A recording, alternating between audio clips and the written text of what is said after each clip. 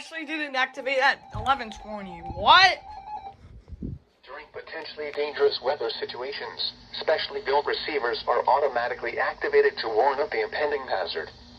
Tests of these receivers are normally conducted by the National Okay, I Weather don't know Service why, every but Wednesday between 11 a.m. and noon. actually When there is a threat not, of or existing severe weather in the area, the test will be postponed until the activate at following 1120 day. like it usually This does. ends the test of the National Weather Service weather radio warning alarm.